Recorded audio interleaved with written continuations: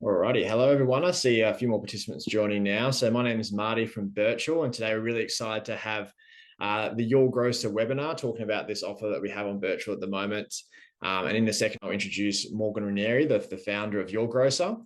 Before I do that, and as a few more attendees join just in the next minute or so, I'll just give a bit of an overview as to why Birchal was particularly excited about this offer and what really jumped out at us when we came across Your Grocer. So they've been around since 2013, and if you're based in Melbourne like we are, it's hard to miss the trucks, the vans driving around the streets. Particularly what we were sort of looking at in terms of this offer is the fact that Your Grocer is really helping independent businesses compete against the supermarket duopoly in terms of providing greater access to customers. And we found that really impactful, and just the journey they've had in terms of helping those independent grocers succeed has been really impressive. I'm sure everyone has experience with, local fishmongers or fruit and veg grocers that they have a personal connection with. And that's what we really found exciting about this offer. So without further ado, what I'll do now is pass over to Morgan, who's going to go through a little bit of a presentation, just a verbal presentation, and we'll come back for some questions after. And I'd invite anyone, if they have any questions, just feel free to throw them in the Q&A panel below. Don't have to wait until the end to do that. So I'll pass over to Morgan now, and he'll take it from here. Thanks, Martin. G'day, everyone. This is a lot of fun. Always excited to be talking about the company that I've been spending the last 10 years or 9 years building. This is my passion project. I like to, either talk about really nice food or get very nerdy around the numbers or figure out how to repair vans for cheaper. So there's so many topics we can go into, so many angles with food and the internet. And when you combine those two things, there's no end to the philosophy, economics, culinary arts, or just general ideas around building great companies and doing great customer service. Every little detail we put into this business is on show. We've tested so many things. The reality of moving food around is a pretty fun thing to have been involved with for so long, but I'm also I'm so close to it that it's really hard to know what a group of people like yourselves will know or not know about what we do. So I'm not going to go on for too long or tell you too much of the basics of what we do. I'll give you maybe the overview just as a bit of a frame of how we talk about it. But you've probably, like Marty said, seen the vans or heard about us in one way or another, or at least checked out the website, and hopefully it's pretty straightforward. The business was founded on the idea that I wanted to get good food, but I couldn't access it. I was working full time. I was newly married. I was excited about shopping at home and being smart with my grocery spend, and but also eating good food. I come from an Italian background, and good food was, my grandpa would say, I don't live to I don't eat to live, I live to eat. And I love that. Food's one of my favorite things in the world. It brings me so much joy. But I was working full time and would end up at Coles at 9 o'clock on a Monday night, pretty dissatisfied with what I could get. And next door to that Coles was an awesome greengrocer, but they were always shut whenever I was shopping. So there was just this thing that didn't make sense. I was, I guess, dissatisfied with what I was getting, and thought I had the, I guess, youthful naivety to believe I could do something about it, and it would be easy. And it wasn't easy, but it was certainly a lot of fun, and has been a lot of fun. And so now here we are, 9 years in. We've done $45 million worth of sales. We have about 85 producer partners. There's a team of about 60 people, 14 vans. Lots of opportunities, lots of challenges, a ginormous market. Online grocery is $7.1 billion in Australia alone. We've spent time thinking we're a global company and trying to imagine how we might be change the world with online groceries. And maybe we still will, but turns out with food, you really have to get things right at home before you can start to think about global scale. But of course, because we've raised some money along the way, we've had a lot of pressure to think about global scale. So we've certainly gone down that path. and the spreadsheets definitely look very cool if you can make it work. But like the key is still getting a couple hundred people their food every day, and making sure they got everything they ordered. And you disappoint one family with their dinner that night, and you've really made a big mistake with your business. So we tend to hold ourselves to a pretty high standard, and try to hold ourselves back from growing too fast or too crazy, and letting go of the quality of what we've built. So yeah,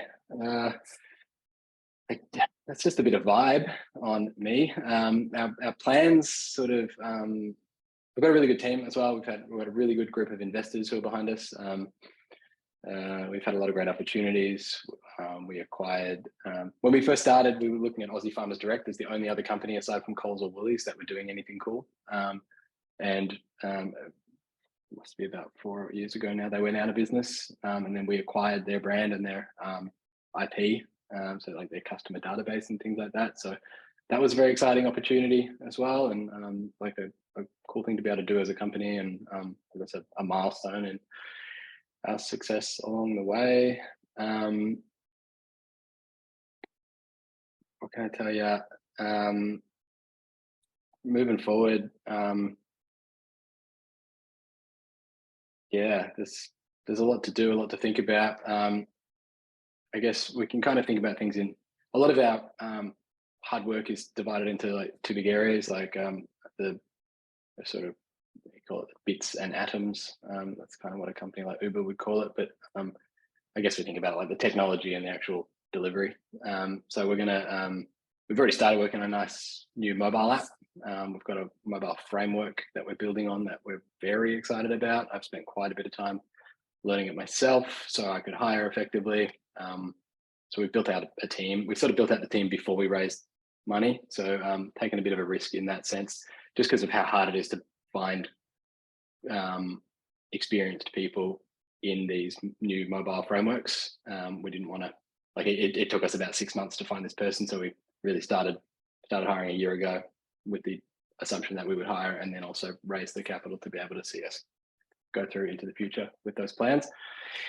Anyway, sorry, mobile app is like a big part of our strategy for making the user interface really beautiful and really simple. A lot of our customers are busy. They're either at work full time, they got kids. They don't want to be sitting there navigating websites. I mean, a lot of you here are customers, so thank you for your patience over the years as our website, could obviously be so much better.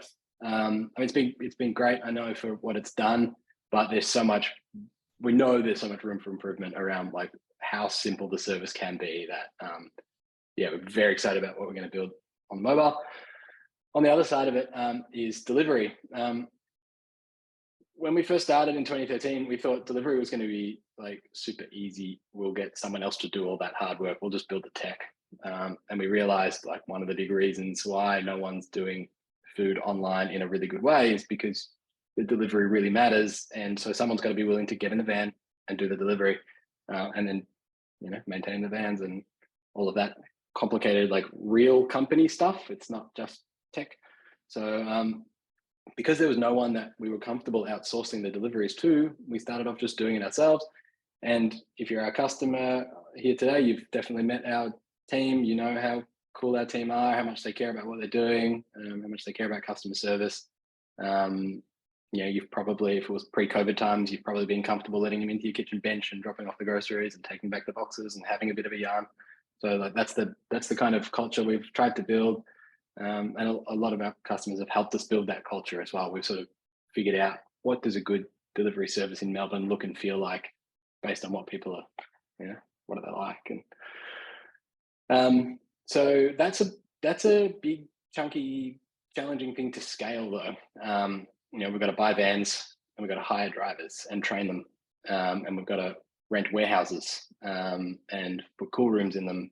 So it's not like the kind of business where we just outsource all the hard work to contractors and they wear all the risk. And we've certainly gone down that path to try and figure out if it's possible. And who knows, maybe there's some future in which it is, but probably we build up the delivery infrastructure and then we have the delivery infrastructure. and we have the personnel, and we end up being a significant contender to Coles and Woolies as like a real business. And maybe in other markets we outsource our technology and go down those paths, but it's too early to really, I guess, bank on any of that at this point. So there's a lot of cool stuff that can be done with technology. There's also a lot of good value that comes with building a delivery infrastructure that can handle same day delivery of fresh produce. I don't know of anyone else that can pick up oysters and deliver them in the same day in the way that we can. We can pick up bread and not squash it. Of course, Coles and Woolies can do quite a bit, but our benefit has come from being small, being decentralized, being localized, and being able to work with fishmongers who are themselves going to markets those mornings, working with greengrocers who are going to markets those mornings. So because we don't own the whole supply chain top to bottom, which like Coles and Woolies kind of come close to doing, we're able to be quite nimble and work with other partners who are able to be quite nimble. And there's this interesting thing that we believe happens in a market that has a duopoly that owns about 70% of the share of the online grocery basket, a little bit less of the offline grocery basket, but online these guys have 70% between them. It means the rest of the market, so us and everyone else, kind of is a bit on the same page about the fact that we're really not competing against each other. It's not us versus the like I don't know, other delivery services, HelloFresh and whatever. It's pretty much like Coles and Woolies who have the stronghold, and we've got the room to build up our or to do something better, and to partner with a lot of these other players as well. So there's a lot of room for collaboration in the third space, I guess, which is where we're working. People are working very hard in that space. People putting forward a lot of quality in that space as well. And so, when you have a duopoly, we believe you also end up with like pretty lazy players. Now, obviously not everyone there's sort of sitting back. They're pretty driven, but it's very hard to do fresh produce from an office nationally. You need passionate operators on the ground, looking at apples, looking at fish, filleting fish. Like if someone along the line doesn't care about what they're doing or is having a bad day, like that'll really show. So we think our model is unique in that sense. I'm probably going to stop talking now and just see if there's questions, because there's really so many directions this conversation could go in, and I want to try to get to as much of it as I can. We've got an offer doc that's going to be coming out, and we'll start to circulate that. We'll go out next week, and so that'll answer heaps of the questions. I've tried to write that as detailed as we can, so it's it answers all the I guess the business questions. But yeah, happy. There's no silly questions. This is a pretty complicated space, so I'm happy to take any questions people have. Marty will try to tell me if there's something I'm not supposed to say. This is a pretty new realm for me, so forgive me if I. Yeah. Anyway, let's do it. Thanks, Morgan. And yeah, we've got some questions coming in, and really thanks for everyone who put those questions in, and feel free to just chuck them in as you get them. Really good overview there, Morgan. And in terms of like what Morgan was saying about the offer doc, there will be a lot more detail in the offer doc. So like the questions that we won't go into super detail about, you'll get that offer doc and you can kind of drill down into that. But we'll try and get to all the questions that come through today. And so I'll get to them now. So first one we have here from Karen. Thanks for that, Karen. So she's saying she used to be a subscriber to Aussie Farmers Direct.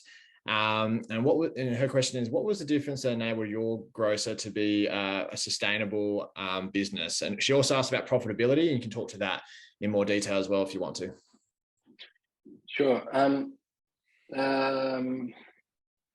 Okay. Aussie Farmers, they had a really good run.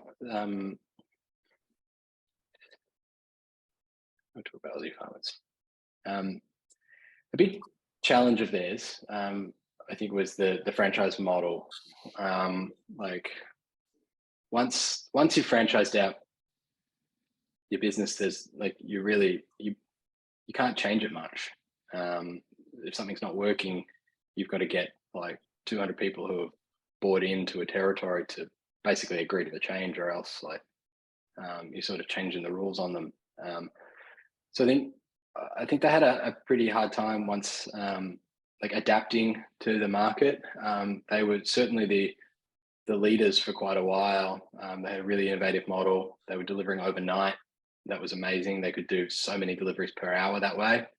They were delivering Australian produce. Obviously, that was a huge win for anyone like trying to buy local produce. I think they struggled to adapt the product fast enough. So, once people realized like, okay, well, we don't really produce cashews in Australia at a reasonable price. And if I want to buy cashews at home, I'm going to need to buy imported cashews. So like that, I think they got a bit stuck with their 100% Australian model. It's not really realistic for us to only have food. I mean, Australian coffee is okay, but like Brazilian coffee is better in my mind. So like we want to keep. I think that they probably should have kept themselves like a little bit open to importing, and a little bit open to more flexible delivery times. The overnight delivery model was very efficient, but are you really going to order like a barramundi and let it sit out on your front porch overnight? Probably not. So I think they limit themselves to a pretty small basket size of that. So in terms of profitability, though, that drop density, like deliveries per hour, is one of the key metrics that determines profitability of online groceries, as well as basket size. So we do not as many deliveries per hour as Aussie farmers were able to achieve, but we do have a basket size that's about 3 times higher than what they had back in the time. So it's about balancing that. It's about balancing. There's so many factors that go into balancing profitability, but a lot of it comes down to like what delivery windows we offer, like how we optimize the route of the last mile by trying to make sure that people in a certain area are ordering in the same windows as each other, or at least nearby to each other. So we want to give as much choice as possible, but be able to like send a van not too far between stops. So we do that by saying, okay, let's go to Frankston 3 nights a week. Let's go to Clifton Hill 7 nights a week, because that's where the hub is. And then over time, we'll open a new hub. And this is the plan for next year, open a new hub on the south side so that we can get closer to Frankston more days per week, by having that last mile optimized. So if there's 5 people driving out on the last mile, they're starting out a bit closer. And then we're just sending one truck between these 2 different places. There's a lot of nerdery around that, but it's basically optimizing the drops per hour that someone can do in the last mile, making sure the basket size is healthy and making sure the margins are healthy, reducing our mistakes. We fix up every mistake that we make on the customer side, or at least we try to, and the ones we know about we fix up. So reducing the frequency of those mistakes, being more accurate, helps a lot too. If we simply make no mistakes, then like we've got an advantage over Coles and Woolies then. Thanks for that, Morgan. And like we can go into so much detail with the logistics, and I think there's a few more questions coming through, so we'll save it for that. In terms of the profitability, again, the offer doc is coming out very soon, so we can touch on that when that's out, and everyone who's registered as an EI will have access to that. But if you want to add any more details to that, Morgan, feel free to. Otherwise, we can jump to other questions. Sure. Yeah. Expect to see a company that has negative cash flow for sure. At the end of the day, we've been building the technology, expanding the team. How can I sum it up? We sort of had like 3 phases of the company. One, like the first few years, we put a fair bit in just to test it out and see whether there's something there. The next few years we spent, and so during that first phase, we like invested a lot of capital in. In that second sort of few years of the company, we focused on just getting the unit economics right. So I guess that's profitability, but not necessarily trying to make a profit from the company just yet. Like we're happy to wait until we're big before we start making profits. So happy to trade off profits in the short term for building a large company, which we think is necessary in food, because food is price is very sensitive in food. So we we can't expect to have high margins with like low margins, but at high volume. I guess that's generally like fast moving consumer goods. We're not really FMCG, but anyway, we sort of need to be big to be profitable. But during that second phase of the company, the focus was on unit economics. So at least making sure that our delivery team, our aggregation, our vans, these core things were covered by the revenue that's coming in from, or the net revenue that was coming in from a delivery, so that at least if we do more deliveries, we make more money. That that wasn't the case during the first few years. It's not the case for a lot of grocery companies in their startup phase, but we felt we needed to get there, and so we did get there. And then COVID hit, which meant the demand for our service and other services like ours went through the roof, and we had a model that made sense, that was at least making money on delivery at the time. So that sort of has been the last few years. During that few years, we really went to like full capacity. There was a year in there where we made money. We actually what we call it, like declared an annual profit. But then that isn't our goal at the moment. Our goal is to keep building the company, keep developing the technology, keep expanding the capacity. So we quickly then started allocating that and expanding our doing more work, expanding the team, I should say. So we started doing that. So we've got carry forward tax losses, our accountant will say, and we if there's capital, like it's a pretty important point, I guess, like to really get on the same page about, and something that the board certainly spends time thinking about, and like, should we be growing or should we be trying to become profitable? And the environment right now, generally amongst companies, is like, forget about growth, like just try not to die as a company, try to survive. And we're a bit out of trend in that sense, because we had that few years period in the middle where that's what we were about then. So we've sort of been through our phase of like getting serious as a company and making sure that the numbers stack up.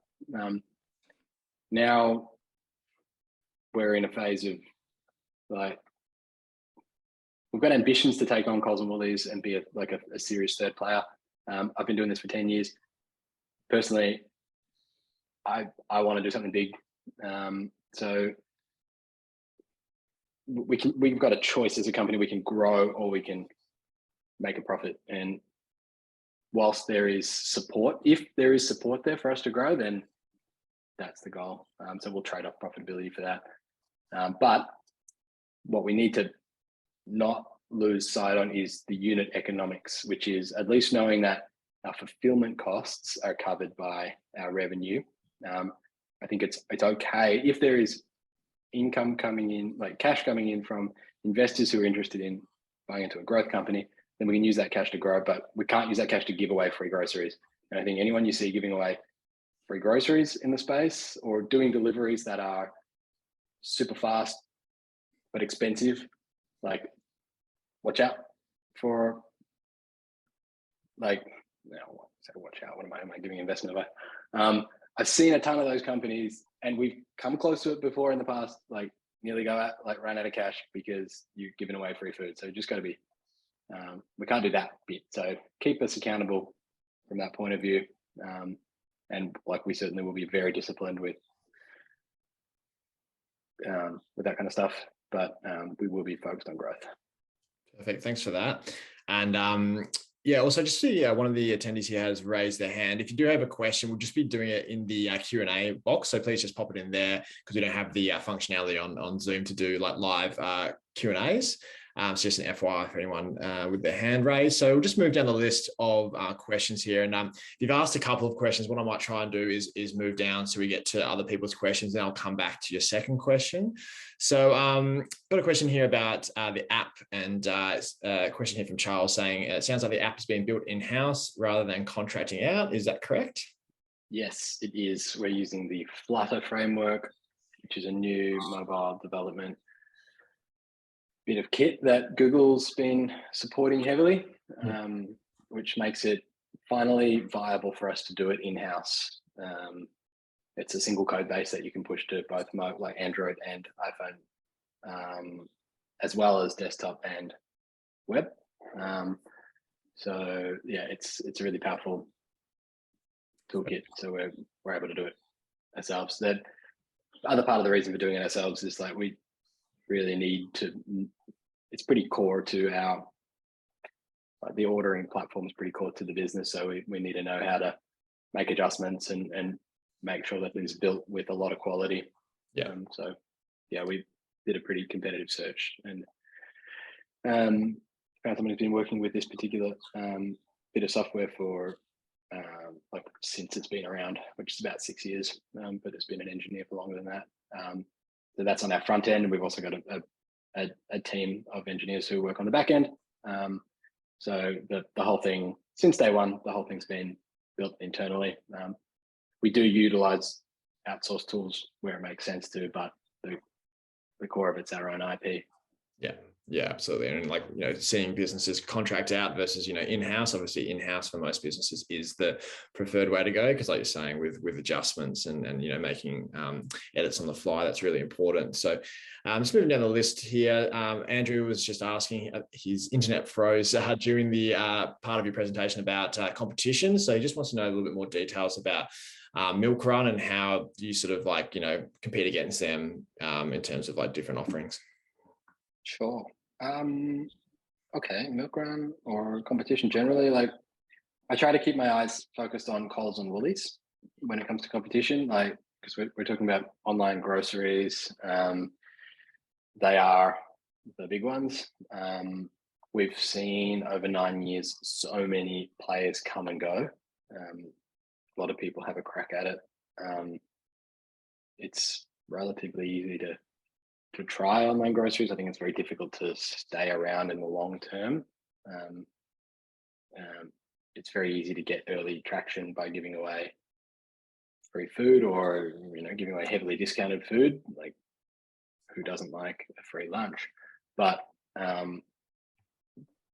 the challenge is like sustaining that. So we don't tend to focus too much on startup competitors until they've been around for a few years. Once we know they're really in, because like we have gone through, like we've in the past sort of tried to copy startup competitors and look over at someone else. Oh, look what they're doing. Like, that's exciting. We should do that too. And then realize they run out of business like a year later because that thing they did, didn't work. And then we came close by copying them. So like we try not to watch too much until someone's been around for a few years. It's really hard to gauge whether what they're doing is viable. Yeah, the competition, Coles and Woolies, they're two of the best performing supermarkets in the entire world, and they both only operate in a country of like our population. So they're both in the top 25 retailers globally. We are talking about like two of the most powerful companies in food who have between them split our food supply. So that's the competition, and we're all focused on that. That's who we're up against. They've got the money, they've got the ability to do and try whatever they want to do and try. What they don't have is good fresh food. I mean, they started selling food only when it was able to be put in a can. Before that, they were doing Manchester general goods. So the origins weren't in food. We care about that. And our goal is to be better than them at food. And I think more people doing that, the better, because there's a lot of room in food. Food is the largest retail category in the country. Everyone eats 3 times a day. Yeah. What was I going to say about competition? We have a lot of competition within the platform itself as well. It's not really answering your question directly, but competition's a really great and very important concept in food of all places. But I'm going to hold myself short of talking about philosophy. No worries. Thanks for that. Just moving down the list here. So I've got a couple here from Anton. Thanks for these questions, Anton. So might go to the second one first. So in terms of outer suburbs, you touched on, establishing a hub in the south of Melbourne. Anton's question was around how successful are you in the outer suburbs. You want to maybe add a bit more sort of detail to, I guess, like how you serve those outer suburbs at the moment, and then maybe the plans for this raise and how that's going to sort of improve that. Outer suburbs. We've got customers in pretty much every suburb of Metro Melbourne. The service is particularly cool the further you are from the city, because you can get, like, for the same price as someone who's living in the city, you can get like bread, meat, fish, fruit and veg from some of the best places across Melbourne. And like a lot of those places end up being in a city. So it's pretty fun being able to get stuff from far away and being able to eat really well. What can I say about the outer suburbs? There's also heaps of really good localized fresh produce as well. So like the long-term goal is to be able to have hubs around the place, like spread throughout Melbourne, that themselves pick up from local supply and deliver to customers locally, but are integrated with each other. So you can still get something from another hub. You might have to order it the day before. But if you want something from your local hub, you can probably order it on the day. We have that going with the Mornington Peninsula, which is not quite a hub, but it's like a long range delivery run. You can order like some real nice stuff from out there, and as long as you put your order in the day before, then we'll get it for you and bring it into Melbourne. So in that sense, like Melbourne's the outer suburbs to the peninsula. So it's about being able to access stuff like the best of what you can possibly be able to access, or the freshest of something, or like some range that's hard to find. But we balance that with the service offerings, and how many days a week or what delivery windows are we able to go to that area to be able to we might lose a little bit of money at the start from customers in those outer suburbs, but the idea is that there's then we've got some soft demand. We've got some people supporting us there as we then plant a hub a bit closer in, and then those areas become more efficient, and it makes more sense for us to actually grow in there. So we don't necessarily make money or make much money on the outer suburb areas, but like the more people we can serve, the better. We try to not we limit the service range out in those areas so that we're not we sort of limit the loss, I suppose. But then the expectation is we'll make that up by being able to expand closer to those hubs and being able to do more efficient delivery. So being able to then expand the service offering we do give to them, or make them more profitable. Perfect. Thanks for that. And just a follow-up question here. I mean, it's on a similar topic about, maybe plans to go outside of Melbourne to other cities. So I understand your business, the way you've set it up, very sustainable model in terms of, establishing, your network and your hubs and then growing from there. So are there any other cities on the sort of horizon? And if so, which ones? And then if not, is it mainly about sort of serving Melbourne as best as possible first and then looking elsewhere? Yeah. There's definitely opportunity in every city. The low-hanging fruit opportunity is in Melbourne. So if we are allocating our growth capital to where the return is going to be the greatest over the short term, then that's increasing our capacity in Melbourne. With unlimited growth capital, we would do. It's a silly scenario anyway, so I'm not even going to go down that line. We'd definitely love to expand into other cities, but there's so much room in Melbourne right now that it makes the most sense for us to ramp up here without expanding out. So like we can do 50,000 deliveries a year at the moment. We can, without going wider in terms of where we deliver, we can ramp that up to 100,000 in that, with our delivery capacity. Or we could go into another city like Sydney or Adelaide and try to do 50,000 there. So it's just a bit cheaper. It makes a bit more sense for us to stay here. Even though it would definitely be great to get into those other cities, I think we need to just sequence it and not risk too much. It's a lower risk move doing it locally for now.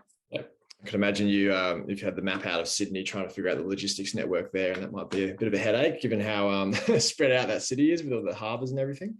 But that's great to know. So I'm just going to go down the list. And again, like what I'm trying to do here is get to everyone, but if you ask multiple questions, I'm coming back to yours. So coming back to Anton here. So his question is around, are you concerned about the long-term decline of independent retailers in terms of, is that a risk to your business?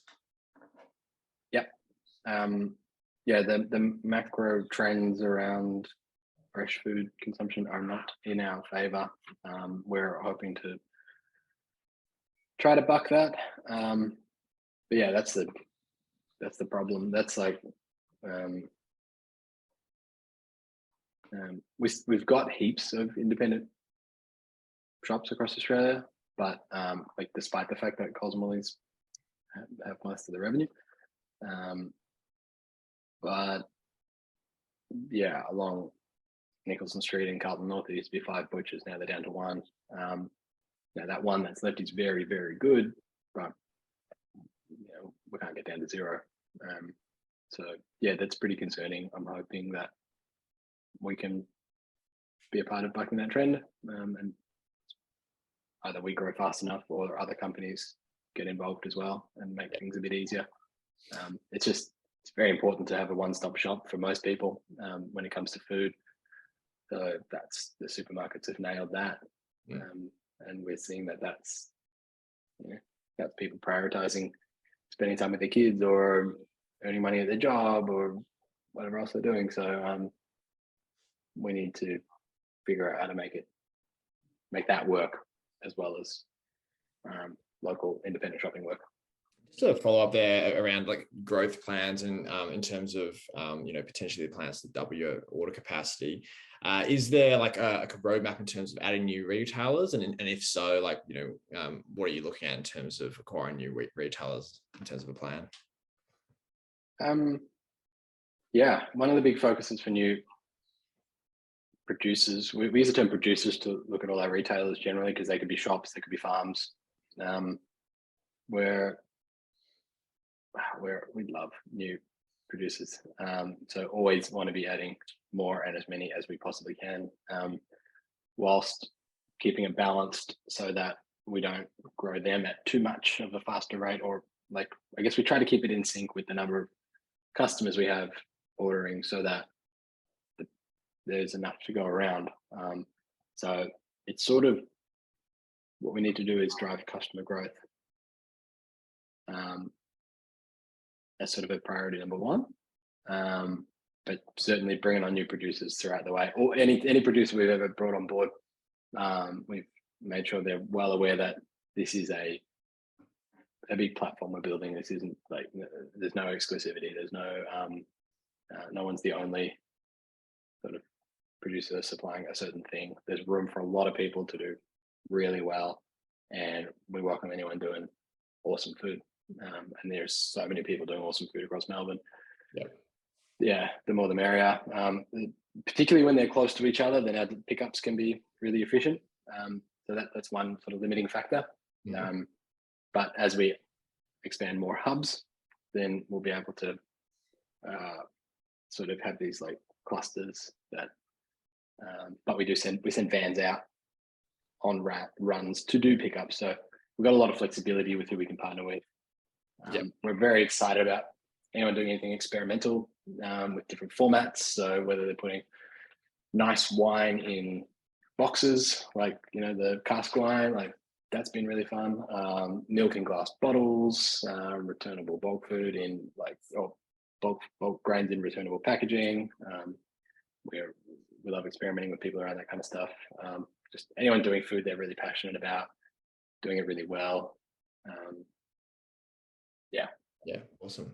Yeah, cool to hear about like the sort of customers and the retailers and how you sort of balance it out. Sounds like there's a bit of a chicken and egg sort of conundrum with doing that. And just on that, we have a question here from Karen around your target market segments.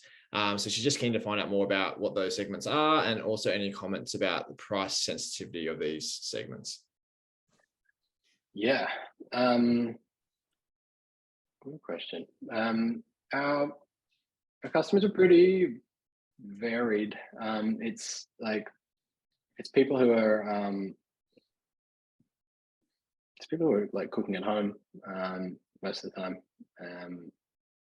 So if we were to generalize, that tends to be like families with young kids. They both need to cook at home more for cost, or to be able to like sort of take control of their family's nutrition. So they're in the sweet spot. It's just the same for Coles and Woolies. A lot of our customers have tried Coles and Woolies in the past and left them because they were dissatisfied with the quality of the fresh produce. So to like further break down, our target customer is like a family who's fed up with Coles or Woolies, and like they'll come across to us.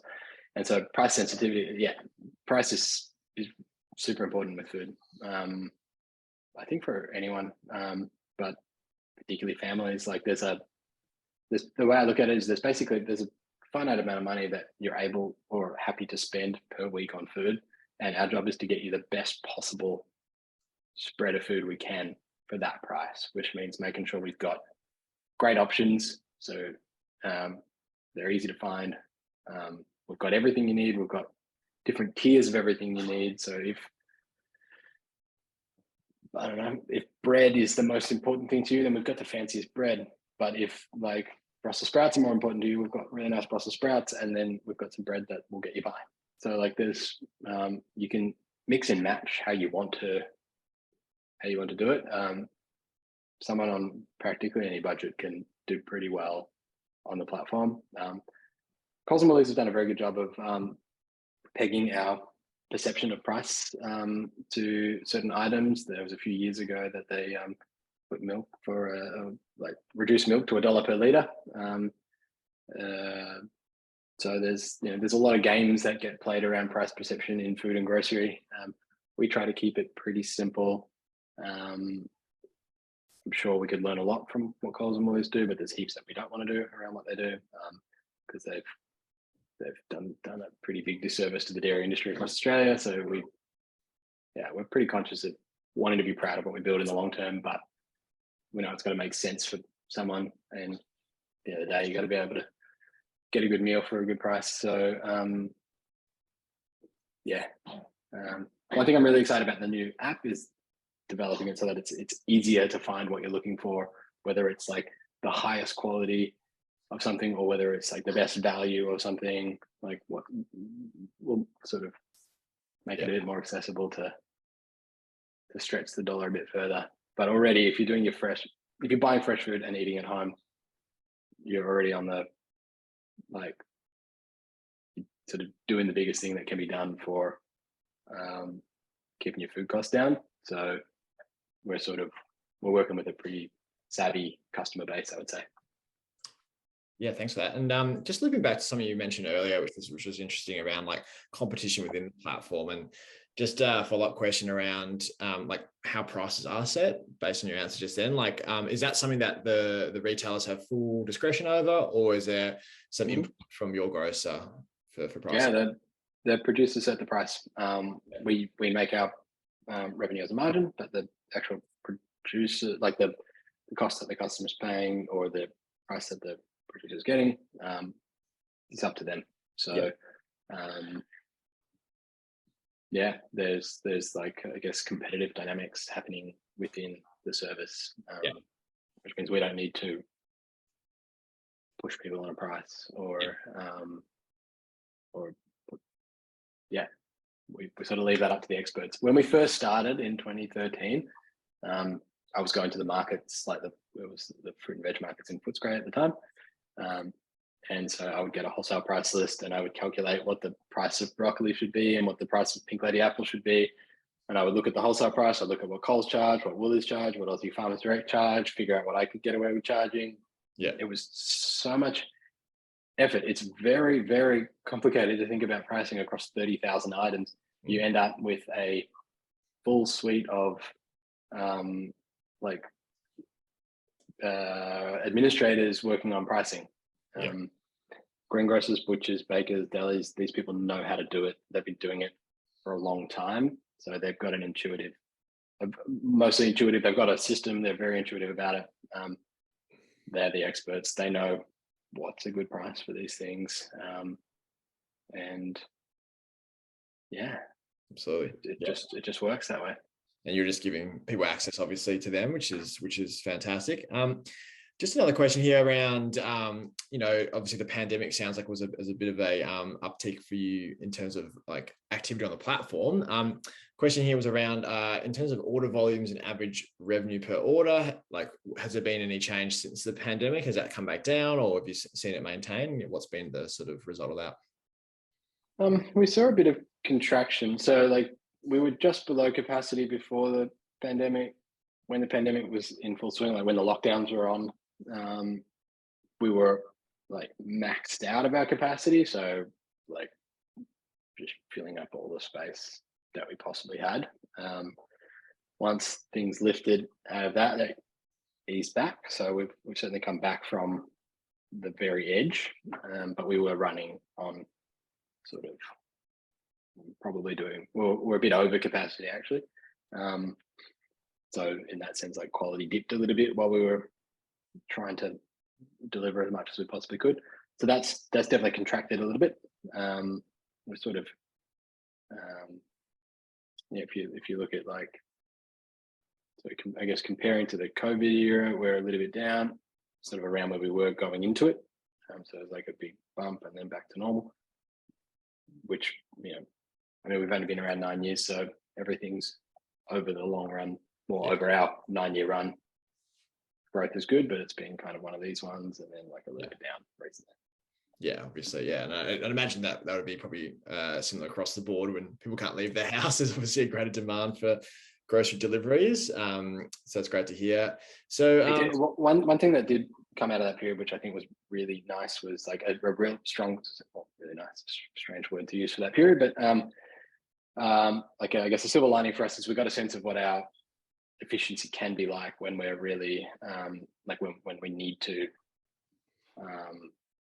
like we know how efficient we can be at the limits. So channeling that and trying to simulate that either when volumes are that high, great, we'll be sort of forced to do that, but in another sense trying to figure out how we can be that efficient, or at least part of the way there, with volumes being lower. So we'll always have this like balancing act needed on a hub level. Like some hubs at some times will be busier than others, so like we'll always need to get very good at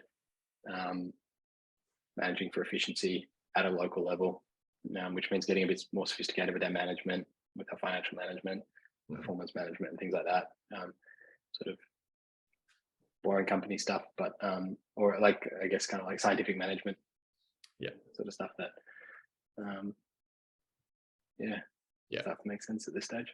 Absolutely. And I mean, like another question here about the impact of inflation. So, talking about prices, it's probably been one of the biggest news topics of the year about cost of living crisis and how everything's going up with, external factors that are obviously beyond your control. But the question is generally around inflation. But if you want to talk, about like, product prices and add a bit more detail to that too, that'd be helpful. Yeah.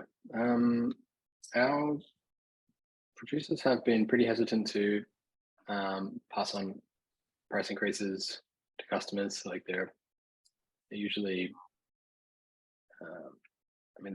they're incredibly, what's the word? Very customer driven. They've been serving a lot of their own customers for a long, long time. So like the last thing a independent producer wants to do is put up the prices, and whenever they do, it comes with a very big explanation a lot of the time. So we haven't seen a lot of it. Petrol's been a real killer for a little bit, but that's, we're sort of riding that out. Yeah, I'm not much of a like macroeconomist. We just try to make sure that what we're doing makes sense, that we're being as efficient as we can. We're charging what we need to charge. Our producers charge what they need to charge, and ultimately, like our customers have only so much to spend on food, so we need to work hard to get them as much good food as we can for that. Um, Sort of how we think about it. Whenever anyone puts up some prices on a particular thing, it creates opportunity for someone else. If that price is artificially inflated, it provides opportunity for someone else to come in and supply those or a similar sort of product. Yeah. So yeah, in a way, it sort of resolves it. On the product, on the produce side, it resolves itself. Our challenge is to make sure we're running our business as efficiently as possible. So when fuel starts going up, we need to think about how do we manage our routes more efficiently so that we're driving around less.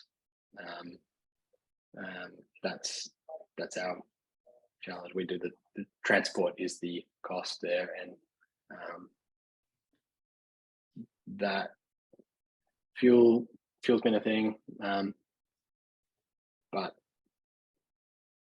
I think we've been able to manage fuel costs Yeah. reasonably well. Thanks for that. So we're got a few more minutes left. So everyone who's on the call, just invite you, if you have any more questions, please feel free to pop them in there. We've got one more in the Q&A, then a couple that came in beforehand. So we'll prioritize people who are here. So yeah, please feel free to chuck them in if you've got them.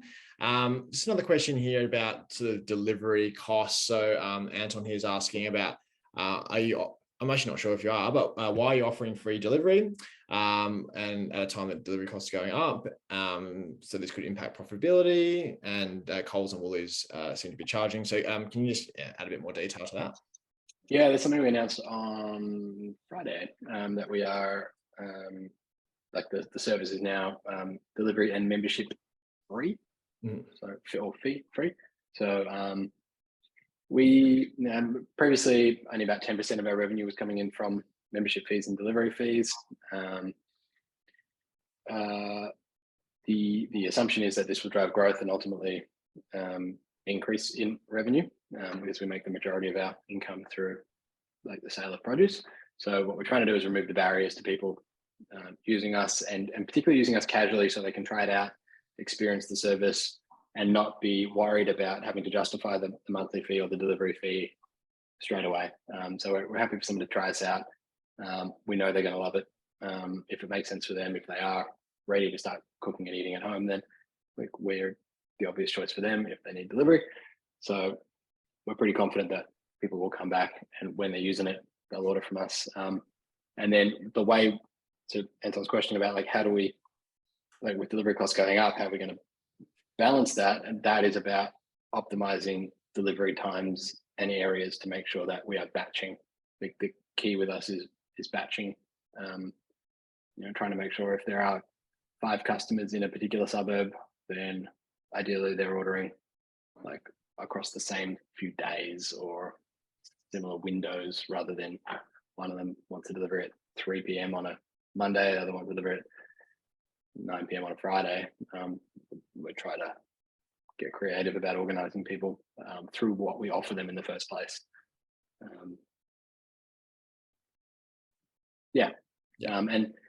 Delivery fees, memberships. It's been our number one complaint from customers for years is, love the service, but hate paying $16 a month for the fee. Like, doesn't make sense. Or just questions about how it works around, like, I'm paying for delivery, but do I also pay a membership? We just found most people, one of the first things that goes, at least in my household, when we start doing budgeting, is like all the different video subscriptions. So we just didn't want to be in that bucket. Yeah, absolutely. And just one quick follow-up question from Anton was around minimum order values. I do have a minimum order value for offering free delivery. $60. Yeah, there we go. Thanks for that. So we still have a few more minutes left. So any more questions, chuck them in. I've got a couple here that came in beforehand. So just a general question about, why equity crowdfunding, in terms of why did you go down this path of capital raising? And then if you want to add a bit more details as to, we've touched on a bit of your plans already, but, what you're looking to do with the money, and, some exciting things that people can look forward to after the raise. Cool. Why equity crowdfunding? I've been wanting to do that since we launched. It just was illegal at the start, and now it's legal. So that's the reason, really behind the timing. Well, I guess we also then, once it realized it's now possible, we wanted to make sure we were in a good spot where it made sense, where we could have the team to be able to communicate properly, be able to plan properly, start to get a bit more mature. I am sort of viewing it as sort of a mini going public as a company. So we are, starting to present plans in a bit more of a structured way than we ever have in the past. So it's kind of the stars have aligned with our level of, I guess, maturity as a company, sophistication as a team, and the fact that there is equity crowdfunding. But I love the idea of people who support us financially benefiting as we benefit over the long run. It's a no-brainer for me. I love equity. I love the whole thing. So I'm probably one of the biggest advocates for the model. What are we going to do with cash? Well, it's growth. We need to grow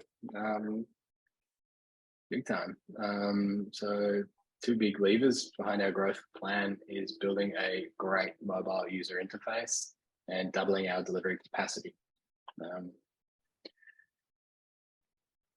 The mobile interface has the potential for some pretty big impact on the user experience, on how easy it is to order your food. At the moment, if you want to go to our website, you have to open a web browser, hopefully not get distracted by something else that's already open in your web browser, and then use the thing. It's a bit clunky, and it takes a while to load, and we've got 30,000 products, so loading's pretty important. So within the mobile user interface and putting a logo on our customers' home screens through saving the app on their phone is going to be a pretty significant one. And on the other side, delivery capacity, well, we need that delivery capacity. We don't have the kind of model where we can just put food in the back of an Uber. This food needs to be transported with care. It needs to be kept cold. It needs to be delivered on time and in full by someone who can fix up a mistake if it happens. So for that to happen, we need to build the capacity before customers come in. So that's where we need to wear a bit of risk or a bit of cost as a company, and that's where the opportunity comes in to help us build that delivery capacity. So it's all the things you can imagine, sort of some of the outlay. A lot of the people we don't need to train up until the deliveries start to come in, so we can be very smart with how we sequence it. But the more we have ready, the more we can lay the tracks for growth. And we're pretty confident that our mobile user interface combined with increasing delivery capacity is going to go a long way. If we raise enough, then we'll be able to really beef up our sophistication as a company with marketing, like a CMO and CTO, to really take us to the kind of level you'd expect from a public company. We're going to be pushing to hold ourselves accountable to public company standards anyway.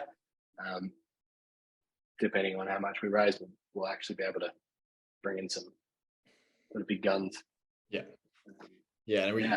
We noticed, some of the details on the Birchal page for Your Grocer was just how high the customer repeat order rate is, and so it makes sense, equity crowdfunding and bringing these people in, as investors seems like a no-brainer. So just final question here that we'll get to today, and thanks everyone for hanging on and your questions, and once again we'll just highlight this is going to be recorded, so if you want to go back over anything that you might have missed, you're more than welcome to. But you did touch briefly about your team and some potential hires, so do you want to just give us a little bit of a breakdown of what the current team mix looks like, and then your plans to sort of grow that?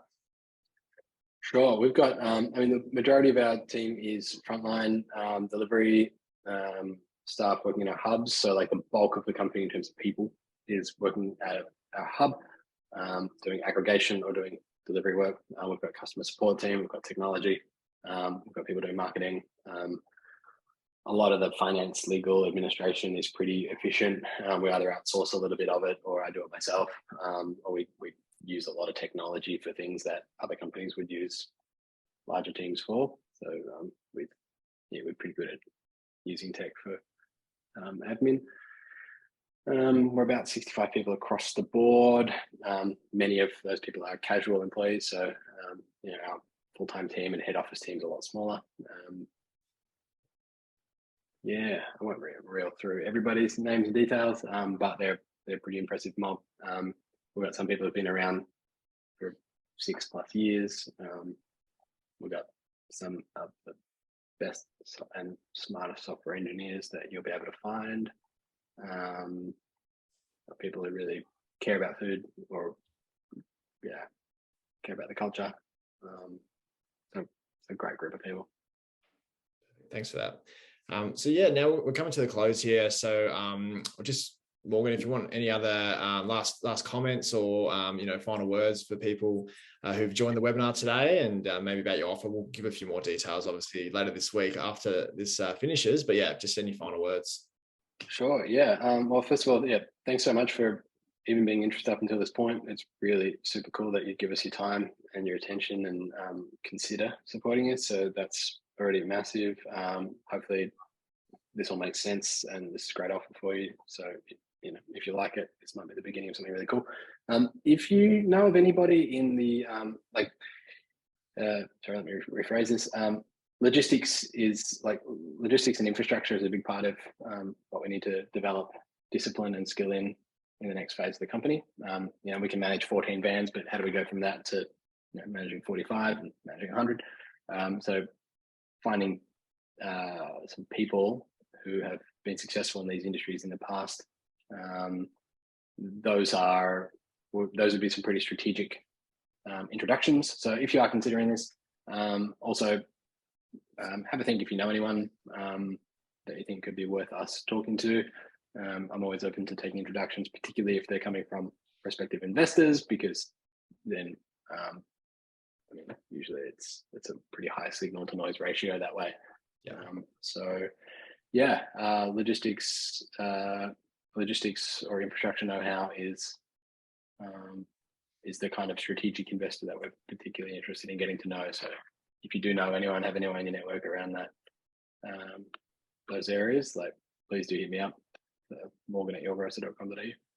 Perfect. Thanks for that. And thanks everyone for your time and for Morgan for being so generous with your time. We're going to wrap it up now. And like I said, we're going to have this webinar recorded, and everyone who attended and also people who missed it, we'll get a link to that. And I'm sure Your Grocer will be sharing it with their EI list as well later in the week. So yeah, in terms of what's next from here, so obviously everyone on this call, if you haven't registered your expression of interest yet, please do, so that you'll be the first ones to have access to this offer when it goes live. And as well, if you have anyone that you think would be interested, please feel free to share the offer or this webinar recording with them. So, like Morgan said, this is all about opening the doors to new investors. So if anyone's interested about this, please feel free to get them involved. So we'll wrap it up there now. Thanks again to everyone who attended, and stay tuned for the webinar recording, which will come out in the next day or so. Thanks a lot. Thanks. Bye.